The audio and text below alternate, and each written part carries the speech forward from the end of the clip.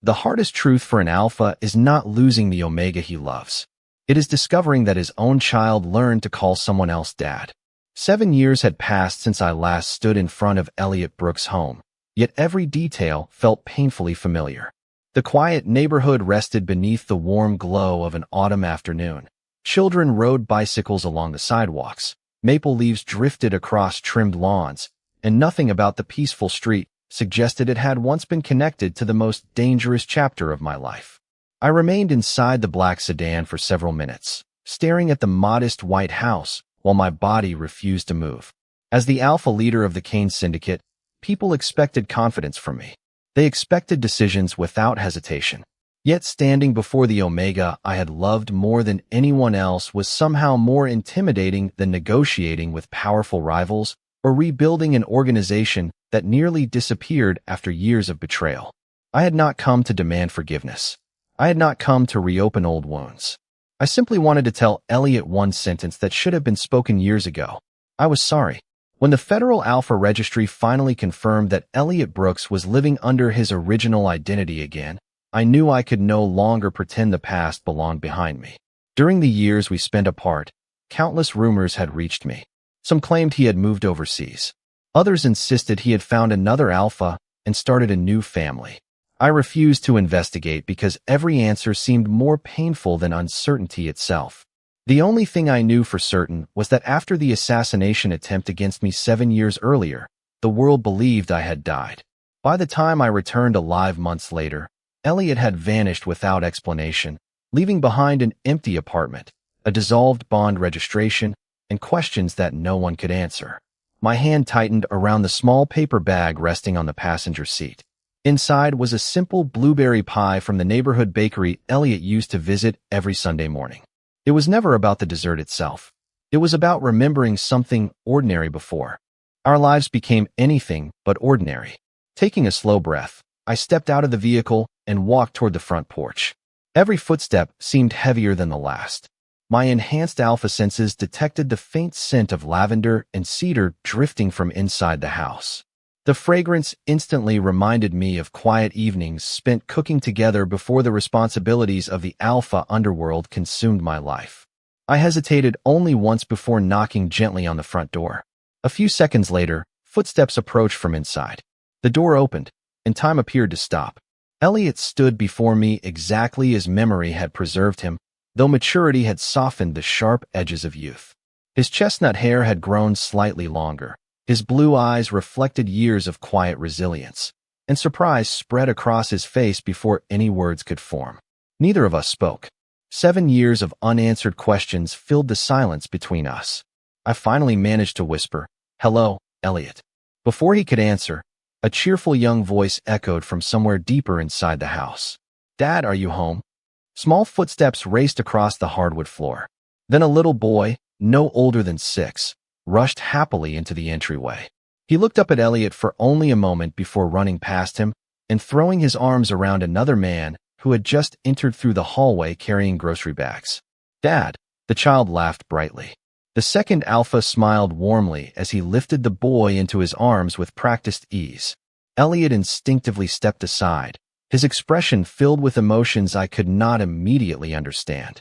I barely noticed the other alpha because my attention had locked onto the child. My instincts reacted before logic could intervene. Every alpha possesses an innate ability to recognize traces of their own bloodline through biological scent signatures, a safeguard woven deeply into Omegaverse society because inheritance, guardianship, and legal protection all depend upon accurate recognition. The moment the child looked toward me, the world seemed to narrow into absolute silence. Beneath the gentle scent of soap and autumn air rested something impossible. His alpha blood signature resonated perfectly with mine. My heartbeat froze. My breathing became uneven. Nothing in the Federal Registry, nothing in the official bond archives, and nothing in the last 7 years had prepared me for the realization that the little boy calling another alpha dad carried the unmistakable biological scent of the Kane bloodline. The cheerful laughter inside the house continued as though nothing extraordinary had happened, but my mind refused to accept what my instincts had already confirmed. Every alpha inherited the ability to recognize the biological sense signature of direct blood relatives. It was not emotion. It was not assumption. It was a legally recognized biological response used throughout the Federal Alpha Registry to prevent mistaken lineage claims. The little boy standing only a few feet away carried the unmistakable Cain Alpha blood signature. That should have been impossible. Elliot gently guided the child toward the living room before looking back at me with quiet hesitation. "Noah, why do not you help Adrian put away the groceries?" The boy nodded happily. "Okay, Dad." He hugged the other alpha once more before disappearing around the corner, still talking excitedly about a school project. I remained frozen on the porch until Elliot finally stepped outside and quietly closed the front door behind him. Neither of us spoke for several long moments. The cool autumn breeze carried familiar traces of lavender from his scent, but the bond that had once connected us no longer existed inside the Federal Registry. At least that was what every official record claimed. "You should not have come here," Elliot finally whispered. "After 7 years, that is the first thing you want to say?" I asked. His eyes lowered toward the porch floor. "It is the safest thing to say." I looked toward the window where Noah could be seen laughing inside with Adrian. "Who is he?" Elliot answered without hesitation. "His name is Adrian Foster." "No," I replied quietly. "I know his name now. I mean, who is he to Noah?" Elliot closed his eyes for a brief moment before answering. "He is the one who raised him." The sentence struck harder than I expected. "Is he Noah's father?" Elliot did not answer immediately, and the silence only deepened the questions growing inside me. Before either of us could continue, Adrian opened the front door carrying 2 cups of coffee. He was calm, respectful, and noticeably aware that I recognized him as an alpha. "Mr. Cain," he said politely, "I never expected to meet you like this." His tone contained neither hostility nor fear. That alone surprised me. Most people reacted differently when facing the leader of the Cain Syndicate. "Neither did I answered. Adrian handed 1 cup to Elliot before looking directly at me. "Would you like to come inside? Noah does not know who you are." I shook my head. "Not today." My attention returned to Elliot. "There is one thing I need answered." Elliot remained silent. "Does Noah know about me?" His expression became painfully complicated. "No, why?" "Because I never believed this day would happen." I could hear Noah laughing again through the open window, and every instinct inside me urged me to walk into that house and ask the little boy 1,000 questions. Instead, years of discipline forced me to remain where I stood. Alpha authority meant nothing if it ignored the safety of an Omega child. "I need the truth," I said quietly. Elliot's voice almost disappeared beneath the wind. "The truth is more dangerous than you think." After leaving the neighborhood, I drove directly to a secured office maintained by the Cain Syndicate's legal division. Within an hour, confidential requests had been submitted through every legitimate federal channel available to me. I was no longer searching as a Mafia Alpha. I was searching as a biological parent whose instincts contradicted the government's own records. Late that evening, my attorney entered the office carrying a sealed electronic report from the Federal Alpha Registry. The official file identified Noah Brooks as a legally registered Omega child. Under parental records, Adrian Foster appeared as the recognized legal guardian alpha. Elliot Brooks remained listed as the registered Omega parent. According to every federal document, Noah had never been connected to me in any capacity. Yet, another page stopped me cold. The Biological Verification Archive, accessible only through Emergency Inheritance Review, contained one encrypted notation that had not been erased. Alpha blood signature match, Cain genetic line. Verification confidence, 100%. I stared at the screen in disbelief. The Federal Registry itself acknowledged that Noah carried my bloodline, while simultaneously recognizing another alpha as his legal father. Under existing Omegaverse law, those 2 facts could not legally exist together. Someone had rewritten part of Noah's identity, and for the first time since standing outside Elliot's home, suspicion began replacing confusion. I looked out across the city lights and whispered the question that refused to leave my mind. "Elliot, what are you protecting Noah from, and why does it require hiding him from me?" The encrypted registry file stayed open on my office monitor long after midnight, its conflicting records refusing to make sense. Under every federal family regulation, a biological alpha blood signature and a legal guardian alpha could exist together only through a court-approved guardianship order that fully documented the reason for separating biological and legal parental authority. Yet Noah's file contained no such authorization. Someone had erased the explanation while leaving behind a single encrypted genetic verification that should never have survived. By sunrise, I had already called in the only person I still trusted to investigate government records without attracting unnecessary attention. My legal advisor, Margaret Ellis, carefully studied the documents before quietly saying, "These files were not simply updated. They were reconstructed. Someone with council-level authorization rewrote multiple registry archives at the same time." "Can you restore the deleted records?" I asked. She slowly shook her head. "Not directly. Whoever issued these changes used emergency protection authority. That level of access belongs to only a handful of federal agencies." Those words convinced me that the truth reached far beyond a family misunderstanding. Later that afternoon, I returned to Elliot's neighborhood alone. This time I did not approach the front door. Instead, I waited across the street until Adrian walked Noah home from elementary school. The little boy happily talked about science class while carrying a cardboard model of the solar system almost as large as his backpack. Adrian listened with genuine patience, smiling every time Noah proudly explained another planet. Watching them together stirred emotions I had never expected. I could not hate the alpha who had spent years giving my son the stable childhood I never knew existed. When Noah disappeared inside the house, Adrian quietly crossed the street and stopped beside my car. "I knew you would come back," he said, "because you would have done the same if our places were reversed." I stepped outside, keeping my voice calm. "Tell me the truth. Were you ever Noah's father?" Adrian answered immediately, "No."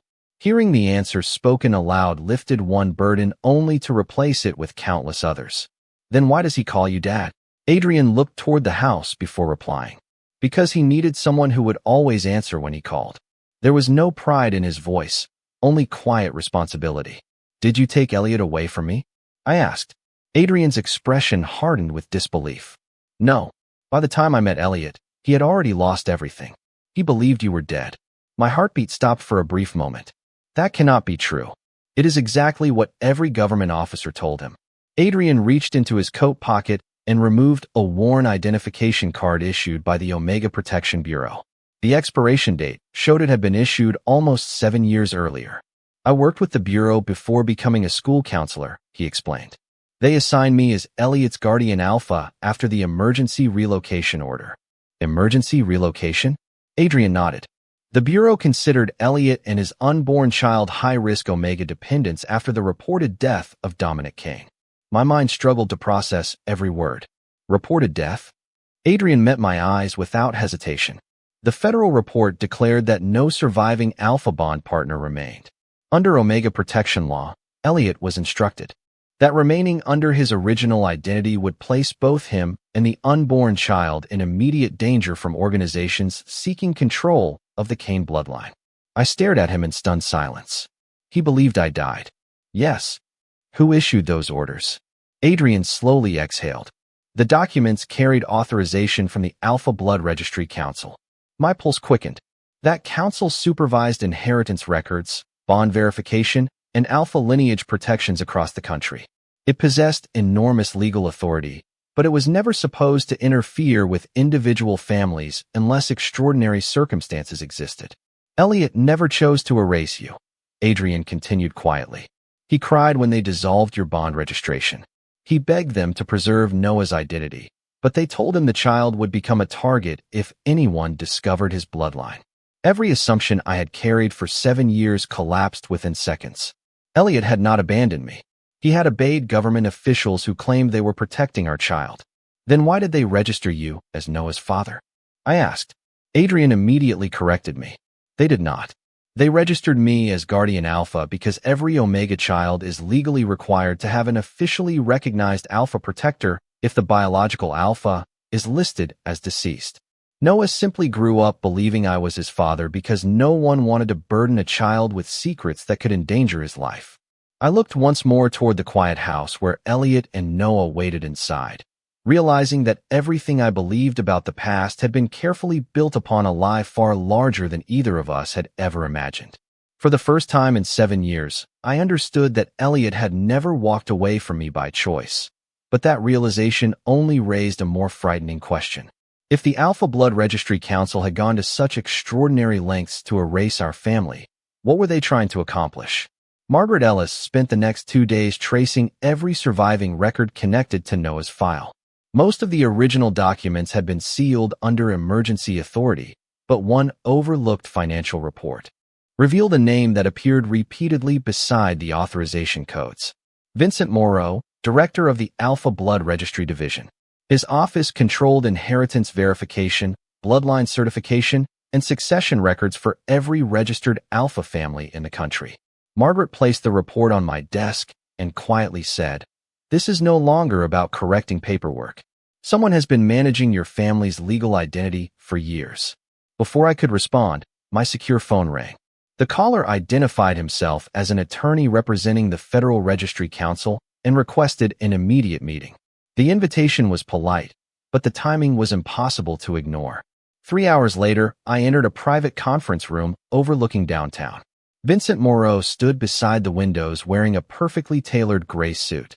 His calm smile suggested we were old acquaintances rather than strangers connected by years of deception. "Mr. Kane," he greeted warmly, "I am pleased to see the rumors of your survival were accurate." I remained standing. "You already knew I was alive." His smile barely changed. "Eventually, yes." "Then why did the government allow my bond to be dissolved and my son to disappear from my legal family?"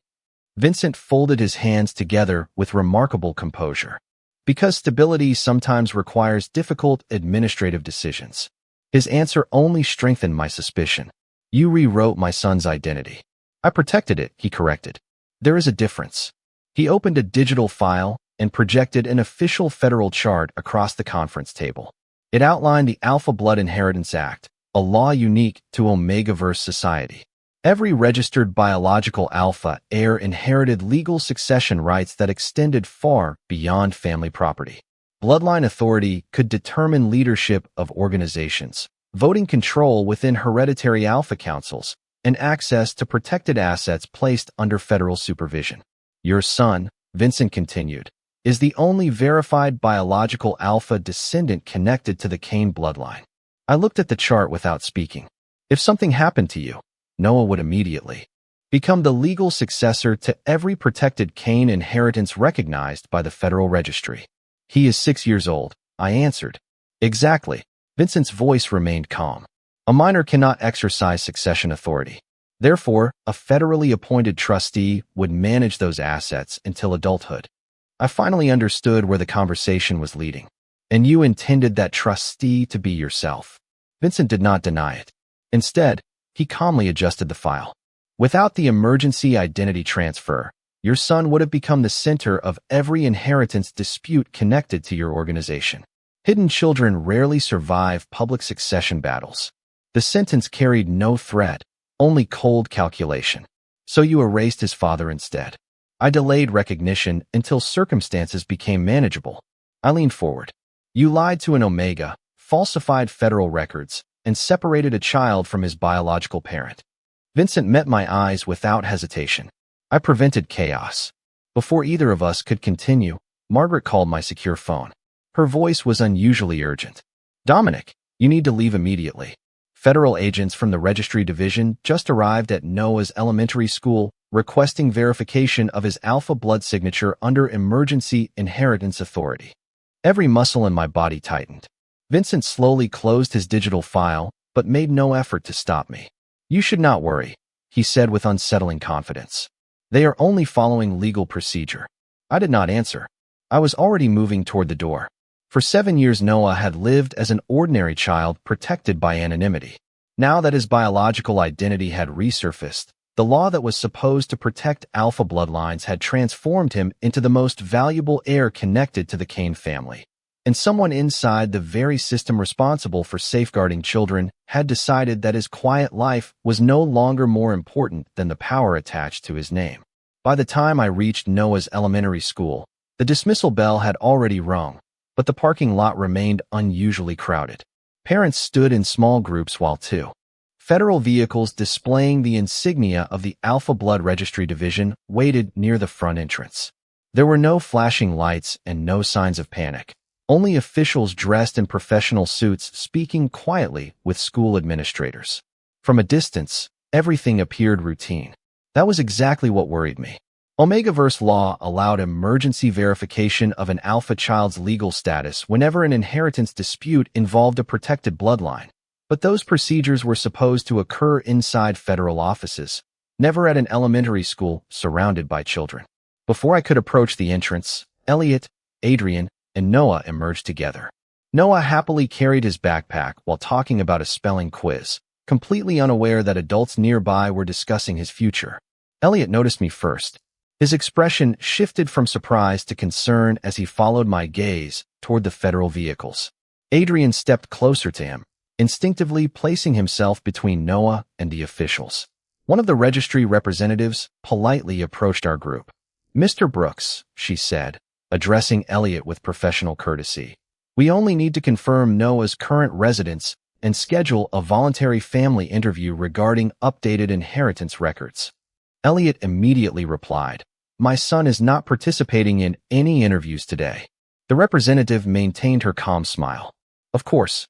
We simply ask for your cooperation under the Alpha Blood Inheritance Act." Noah looked up curiously. "Mom, what is an inheritance?"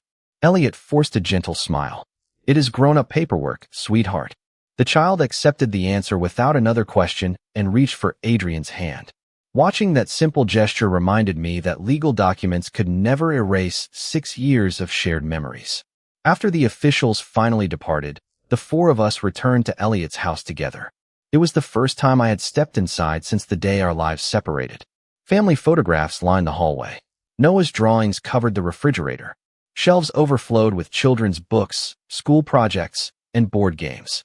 It was not an extravagant home, but it radiated warmth that money could never purchase. Noah cautiously studied me from across the living room. "Mom," he whispered, "is this the man from the other day?" Elliot nodded. "Yes." The little boy walked closer before asking with complete innocence, "Are you one of Adrian's friends?" I almost answered immediately before realizing that every word spoken now would shape his understanding of our relationship. Elliot gently knelt beside him. "Dominic is someone who knew me a long time ago." Noah smiled politely. "Nice to meet you." There was no recognition in his eyes, no instinctive understanding of who I truly was. Biology alone could not replace years of bedtime stories, birthday parties, scraped knees, and school concerts. Later that evening, Adrian prepared dinner while Elliot helped Noah finish homework at the kitchen table. I offered to help by setting the plates, but I quickly discovered that I had absolutely no idea where anything belonged. Noah giggled as I searched 3 different cabinets for drinking glasses. "They are over there," he said, pointing toward the correct shelf with the confidence of someone who had lived in the house his entire life. Adrian laughed softly. "It takes everyone a few tries." During dinner, Noah eagerly described his favorite science experiment while Elliot encouraged him to finish his vegetables. Every few minutes, he naturally turned toward Adrian with questions only a father figure would normally answer. I expected jealousy. Instead, I felt overwhelming gratitude that someone had stood beside my family when I could not. After Noah went to bed, silence settled over the house. Elliot finally looked at me across the kitchen. "The registry will not stop now that they know you found Noah." I nodded. "Neither will Vincent Moreau." Adrian folded his arms thoughtfully. "Then we should stop pretending this is only Elliot's responsibility." He looked directly at me before continuing. "If the registry is watching Noah because of your bloodline, he is safer if all 3 of us work together instead of separately." Elliot hesitated for a long moment before quietly agreeing. I understood then that protecting Noah would require far more than proving I was his biological father. It would require earning the trust of the child who barely knew my name, the Omega who had spent 7 years believing I was gone forever, and the Guardian Alpha who had carried responsibilities that should have belonged to me all along. The following week settled into an uneasy routine that looked ordinary from the outside, but felt increasingly fragile inside the house. Every morning, Noah left for school carrying his lunchbox while Elliot reminded him to be kind. Adrian drove him to class before reporting to his counseling office, and I remained only a few steps behind, without making my presence feel like a shadow over his childhood. I had spent years leading people who expected certainty from me, yet earning the trust of one 6-year-old child proved to be the greatest challenge of my life. I never forced conversations or corrected him when he naturally turned toward Adrian for reassurance. Instead, I quietly learned the rhythm of the family I had missed. One Saturday morning, Noah wandered into the kitchen while I struggled to prepare pancakes using a recipe I had found online. The first batch came out unevenly browned, and one pancake folded in half before I managed to flip it. Noah burst into laughter so genuine that even Elliot could not hide his smile. "You are doing it wrong," Noah announced confidently before climbing onto a kitchen stool. "Dad always waits until the bubbles are everywhere." He pointed toward Adrian, who leaned against the counter pretending not to notice. I looked at the ruined pancake before smiling at Noah. "Then I think I need a very good teacher." Noah proudly demonstrated exactly when to turn the pancake over. The next one came out perfectly round. "See," he said with unmistakable pride. "Now you know." That simple lesson remained with me for the rest of the day. I had entered the house believing I needed to prove myself worthy as a father. Instead, Noah was patiently teaching me how to become one. Later that afternoon, Margaret arrived carrying several restored registry archives obtained through a federal records appeal. Elliot, Adrian, and I gathered around the dining table as she carefully organized the files. "These documents explain why the original records disappeared," she said. One by one, she revealed copies of internal memoranda exchanged between the Omega Protection Bureau and the Alpha Blood Registry Council 7 years earlier. The first memorandum confirmed that Dominic Kane had been officially declared deceased based upon a falsified emergency incident report. The second instructed the Omega Protection Bureau to dissolve Elliot's bond registration immediately to prevent future inheritance disputes. The third authorized the creation of a new protected identity for Elliot and his unborn child. Finally, Margaret placed one heavily redacted document in front of us. Although many lines remained classified, one sentence had escaped deletion. Directive approved by Division Director Vincent Moreau. Temporary alteration of bond archives authorized pending succession review. Elliot stared at the page with trembling hands. "I told them Dominic was alive," he whispered. "They said grief was affecting my judgment." Another file contained transcripts from interviews conducted while Elliot was expecting Noah.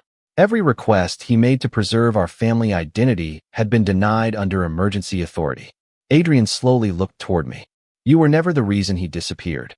I shook my head, unable to speak for several moments. 7 years of resentment dissolved into quiet regret. Elliot had never stopped believing in me. The system simply refused to believe him.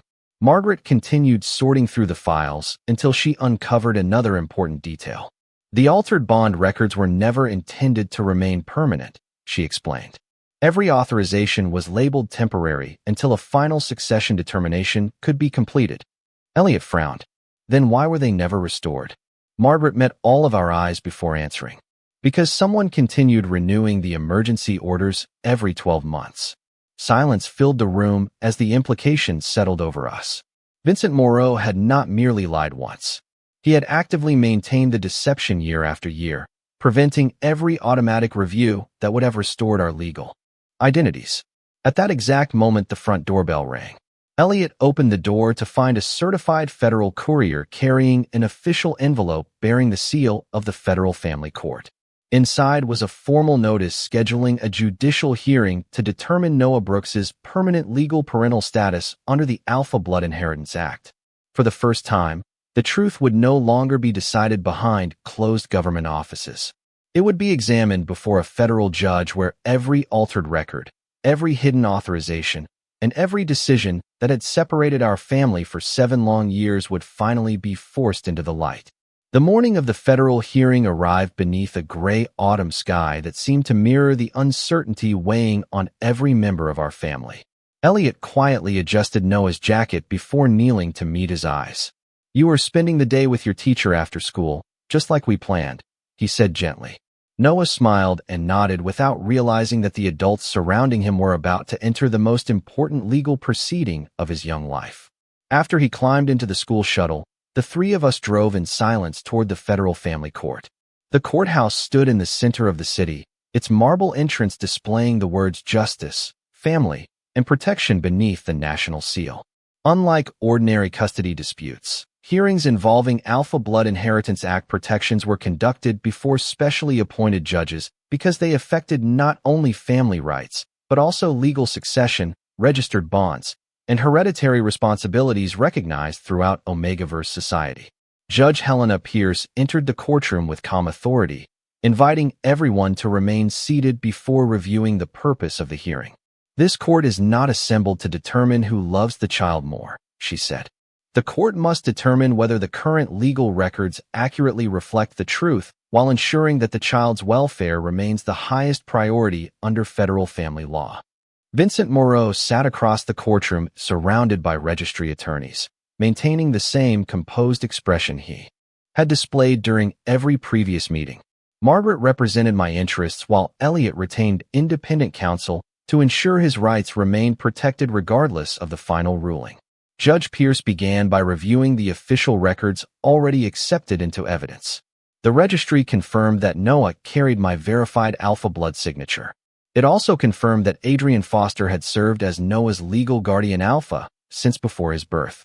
Finally, it documented the dissolution of my original bond with Elliot following the false report declaring me deceased. "Mr. Kane," the judge said, looking directly toward me, "biological connection alone does not automatically establish legal parental authority under current Omegaverse law. The court must also evaluate your ability to provide stability, safety, and responsible alpha guardianship." I stood and answered every question without hesitation.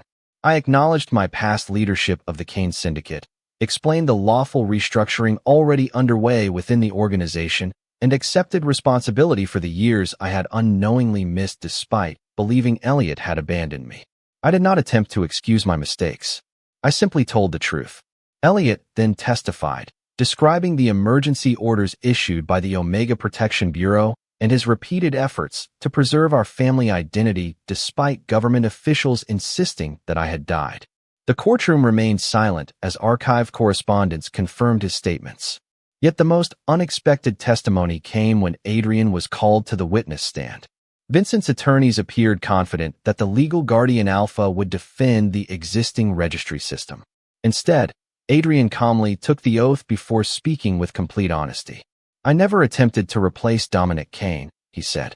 "I accepted guardianship because an Omega and an unborn child required legal protection after federal officials informed us that the biological alpha was deceased. Every decision I made was based upon the information provided by the registry." One attorney immediately asked, "If the court restores Dominic Kane as Noah's legal father, do you object?" Adrian slowly turned toward me before answering, "No. Noah deserves the truth, and Dominic deserves the opportunity to become the father he was prevented from being. My place in Noah's life was never built upon biology. It was built upon trust. If that trust remains, I will always be grateful. If it changes, I will respect whatever helps Noah grow into a healthy and secure child." His words transformed the atmosphere inside the courtroom. For the first time, this case no longer resembled a battle between two alphas competing for one family. It became the story of two men choosing the child's well-being above pride. Judge Pierce carefully noted Adrian's testimony before requesting the final evidence from the Alpha Blood Registry. Margaret immediately stood and informed the court that newly recovered renewal authorizations showed the emergency identity orders had been extended every year under the personal approval of Vincent Moreau despite no continuing federal investigation. The judge looked toward Vincent with visible concern. "Director Moreau," she said firmly, "the court will require a complete explanation regarding these repeated authorizations before any final judgment can be entered."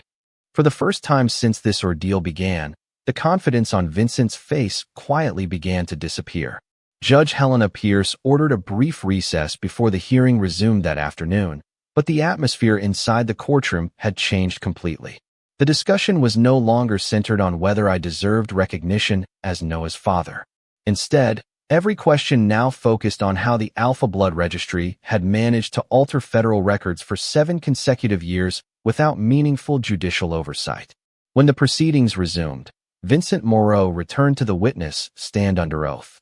His confidence had faded, replaced by the careful language of someone realizing every answer carried legal consequences. Margaret approached with a series of authenticated registry documents recovered through Federal Archive requests. One by one, she displayed annual authorization renewals bearing Vincent's electronic approval. Each renewal extended Elliot's emergency identity protection, maintained the false record of my reported death, and delayed restoration of Noah's biological family status. Judge Pierce carefully examined every document before looking directly at Vincent. Director Moreau, why were these emergency measures repeatedly renewed after federal investigators confirmed there was no active threat requiring continued concealment? Vincent remained silent for several seconds before finally answering. The Kane bloodline controlled significant hereditary succession rights. Immediate restoration carried unacceptable legal risks. Margaret immediately responded, "Please clarify what you mean by legal risks." Vincent inhaled slowly. If Dominic Kane regained his registered bond and Noah's identity became public, hereditary authority connected to the Kane succession would automatically transfer according to federal inheritance law. That process would remove temporary administrative supervision. Judge Pierce leaned forward. Administrative supervision under whose authority? Vincent quietly lowered his eyes. Mine. The courtroom fell completely silent. Margaret then presented financial oversight records showing that while serving as temporary federal trustee, Vincent had exercised extensive control over protected Kane succession assets intended to remain neutral until the lawful heir could assume responsibility. Although no evidence suggested personal theft, the records clearly demonstrated that he had preserved his administrative authority by preventing my family's legal restoration. The deception had never been about protecting Noah alone. It had also preserved Vincent's institutional power. Federal investigators seated in the courtroom immediately requested permission to submit additional internal communications obtained earlier that morning. The newly recovered messages confirmed that multiple registry officials had questioned the continuing emergency orders over the years, only to receive instructions that the matter remained classified under Vincent's direct authority. Judge Pierce reviewed the evidence carefully before speaking. This court finds substantial evidence that emergency registry procedures exceeded their lawful purpose and continued without sufficient legal justification. She then turned toward Elliot. Mr. Brooks, the court acknowledges that you repeatedly sought restoration of your family's legal identity and were consistently denied based upon inaccurate federal representations.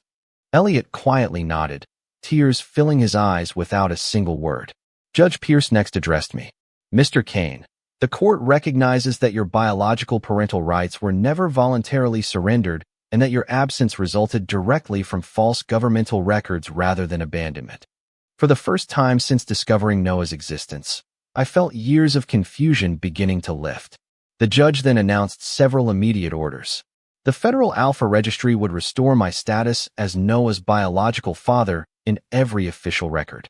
Elliot's original bond history would be fully reinstated within the National Archive to accurately reflect the historical record, even though restoration of a legal bond itself would remain a matter of present consent rather than automatic reinstatement. Adrian Foster's service as Guardian Alpha would also remain permanently documented as an honorable legal guardianship performed in good faith during the years of emergency protection. Finally, Judge Pierce referred Vincent Moreau and the relevant registry actions to federal oversight authorities for independent review. As the hearing concluded, no one celebrated inside the courtroom. Too many years had been lost for victory to feel simple. Outside the courthouse, reporters gathered behind security barriers while federal officials escorted Vincent away for further administrative proceedings. Elliot quietly stepped beside me, and for the first time in years there was no wall of misunderstanding between us. The truth finally has our names attached to it, he whispered. I looked toward the courthouse doors where Adrian had just emerged carrying Noah's favorite blue backpack after picking him up from school. He smiled warmly before handing the backpack to Elliot. In that quiet moment, I realized our family had not been restored because one alpha had defeated another. It had been restored because honesty, patience, and the willingness to place a child's future above pride had finally become stronger than the deception that had kept us apart for 7 long years. 1 year later, The first warm morning of spring filled the city with a sense of renewal that our family had once believed was impossible. The Kane Syndicate no longer existed as the organization people had feared for generations. After months of federal restructuring, independent oversight, and voluntary reforms, its remaining resources had been transformed into a licensed security and emergency response company operating under strict public accountability. I had willingly surrendered every hereditary privilege that was not necessary to protect my family, because I had finally learned that leadership measured by authority alone was fragile, while leadership earned through responsibility could endure. Across the country, the Federal Alpha Registry introduced sweeping policy changes inspired by the findings from our case. Emergency identity protection orders could no longer be renewed without direct judicial review. Biological parents declared deceased would receive mandatory independent verification before any permanent registry changes, and every Omega family placed under emergency protection would have access to legal representation separate from the agencies making those decisions. The reforms did not erase the years we had lost, but they ensured fewer families would endure the same silence. At home, life had become wonderfully ordinary. Noah was now 7 years old and far more interested in baseball practice and science fairs than legal documents. Every Saturday morning we made pancakes together, although he still insisted that my first attempt remained the funniest cooking disaster in history. I had finally memorized where every plate, glass, and mixing bowl belonged in the kitchen, but Noah still liked pretending to supervise me just to hear everyone laugh. Elliot returned to working as a graphic designer while slowly allowing himself to believe that peace could last longer than a single season. The worry that had once shadowed every decision gradually disappeared from his eyes, replaced by quiet confidence that no government office or hidden registry could separate us again without the truth being heard. Adrian remained an important part of our lives exactly as all of us hoped he would. Noah eventually understood that Adrian had protected him during the years when everyone believed I was gone, and with the straightforward wisdom only a child possessed, he simply began calling him Uncle Adrian. There was no confusion, no resentment, and no sense that love needed to be divided. Noah often explained to classmates that some families were built by birth, some by choice, and sometimes by both. Hearing those words reminded me that children often understood what adults complicated. On a bright Friday morning, we walked together toward the newly renovated Federal Bond Registration Center. Elliot held my hand not because the law required it, but because he chose to. After months of rebuilding trust one conversation at a time, we had both decided to register a new bond under the revised federal system. The ceremony itself was simple, emphasizing informed consent, equal legal protection, and the welfare of future families rather than outdated assumptions about alpha authority. Judge Helena Pierce, attending as an invited guest during the public launch of the new regulations, smiled as she congratulated us. "The strongest bonds are never created by fear," she said. "They are protected by truth and maintained by choice." When the registration was complete, Noah proudly stood between Elliot and me, slipping one small hand into each of ours before looking up with the biggest smile I had ever seen. As we stepped outside, sunlight reflected across the glass entrance where a new inscription had been installed after the reforms. It read, "Family bonds recognized by choice and law." Noah looked up at the words before asking if we could stop for ice cream on the way home. Elliot laughed and agreed immediately. Uncle Adrian promised to meet us there after finishing work. As we walked away together, I realized the greatest inheritance I could ever leave my son would never be a name, a bloodline, or a position of authority. It would be the certainty that in a world shaped by Alpha and Omega traditions, truth, compassion, and freely chosen family could always become stronger than fear, and that was the legacy worthy of carrying the Kane name into the future. What would you have done if you were in this situation? Tell us in the comments. If you love Alpha and Omega stories filled with passion, loyalty, heartbreak, and second chances, please like, subscribe, and turn on notifications so you never miss our next story.